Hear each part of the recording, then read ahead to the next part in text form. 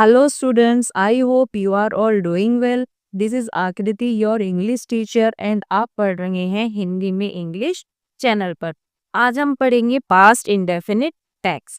Past जैसे कि नाम से ही पता चल रहा है, जो काम हमने कर लिया है, जो काम हमारा हो चुका है उसके बारे में हम बातें करेंगे।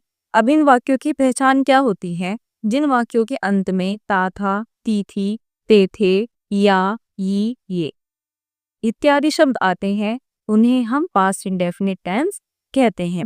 पास्ट इंडेफिनिट टेंस बनाने के लिए हमें सबसे पहले वर्ब के सेकंड फॉर्म याद होना बहुत जरूरी है। इसके बिना हम पास्ट इंडेफिनिट टेंस नहीं बना सकते। और जैसे कि हम जब प्रेजेंट इंडेफिनिट टेंस पढ़ते थे, जब हमने प्रेजेंट इंडेफिनिट टेंस पढ़ा था, उसमें हमने क्या देखा था कि अकॉर्डिंग टू सब्जेक्ट हमें ये डज लगाना होता था।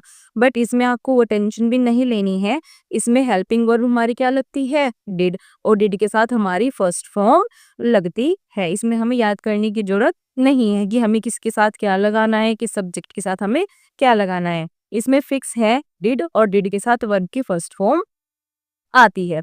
ठीक है, अब हम अपने अफर्मेटिव पे चलते हैं। अफर्मेटिव में क्या रूल है? Subject plus main verb. Main verb में मैंने आपको क्या बताया कि वर्ब की क्या आएगी बेटा? यहाँ पर सेकंड फॉर्म आएगी और ऑब्जेक्ट। ठीक है, जैसे कि रोहन ने अपना जन्मदिन मनाया, इसमें हमारा सब्जेक्ट क्या है? रोहन। ठीक है, तो रोहन की इंग्लिश क्या बनेगी? Rohan celebrated his birthday. देखो यहाँ पे हमने सेलिब्रेट की सेकंड फॉर्म क्या लगाई है? सेलिब्रेटेड। ठीक है, सेकंड सेंटेंस पे मूव करते हैं। मेरी बहन कल बाजार गई थी। My sister went to market yesterday. Go की सेकंड फॉर्म क्या होती है? वेंट। ठीक है, अब नेगेटिव सेंटेंस पे मूव करते हैं। नेगेटिव सेंटेंस में हमने क्या करना है? हेल्पिंग वर्ब लगानी है। हेल्पिंग वर्ब क्या है हमारी? डिड। ठीक है, और उसके बाद नॉट और मेन वर्ब की फर्स्ट फॉर्म। अब सेंटेंस के एग्जांपल्स देखते हैं। मैंने तुम्हें नहीं बुलाया, I did not call you. ठीक है, यहाँ पे हमने सेकंड फॉर्म नहीं लगाई है, हमने क्या लगाया है? हेल्पिंग वर्ब के साथ वर्ब की फर्स्ट फॉर्म। उसने पैसे नहीं लिए हैं, ही या फिर शी। जिसके रिगार्डिंग हम बात कर रहे हैं उसके अकॉर्डिंग हम यहाँ पर ही या शी लगाएंगे। Did not take the money. Interrogative sentence. Interrogative sentence में हम क्या लगाएंगे? जो हमारी हेल्पिंग वर्ब होती है, हेल्पिंग वर्ब हमारी सबसे स्टार्टिंग में आती है, उसके बाद हमारा सब्जेक्ट आता है, फिर हमारी मेन वर्ब और ऑब्जेक्ट। इसमें भी हमने वर्ब की सेकंड फॉर्म का यूज नहीं करना है। इसमें क्या लगाएंगे हम? हेल्पिंग वर्ब जब हमारी डिड आ गई तो हम अपनी वर्ब की फर्स्ट फॉर्म का ही प्रयोग करेंगे। क्या रवि ने ताश खेला?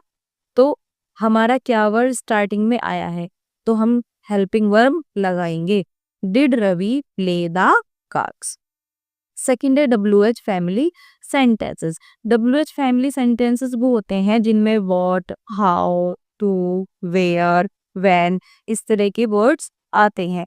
ये जो वर्ड्स होते हैं ये वाक्यों के बीच में आते हैं। जैसे इसमें आया है क्यों, और इनकी इंग्लिश हम सबसे पहले लगाते हैं। ठीक है, और उसके बाद हम अपना as it is simple interrogative sentence की तरह इसको बनाएंगे। ठीक है, क्यों? क्योंकि इंग्लिश तो होती है वाई। वाई के बाद हम हेल्पिंग वर्ब लगाएंगे according to formula. Helping verb है हमारी डिड, फिर हमारा आता है सब्जेक्ट मोहन, फिर आती है हमारी मेन वर्ब मेक ए, फिर अब आती है हमारी मेक ए मिस्टेक, यानी कि फिर हमारा ये हमारा ऑब्जेक्ट और question mark. Next interrogative negative, यानी कि सेंटेंस हमारा इंट्रोगेटिव भी है और नेगेटिव भी है। उसमें क्वेश्चन भी पूछा जा रहा है और नोट वर्ड का यूज भी हो रहा।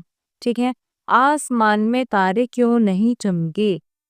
तो जैसे कि मैंने आपको बताया है कि सेंटेंस में अगर क्यों या भी कोई भी क्वेश्चन वर्ड अगर वाक्य के बीच में आ रहा है तो उसकी इंग्लिश हम सबसे पहले लगाएंगे। तो यहाँ पे क्या लगाया हमने? क्योंकि इंग्लिश सबसे पहले लगा दी। Why did the stars not shine in the sky?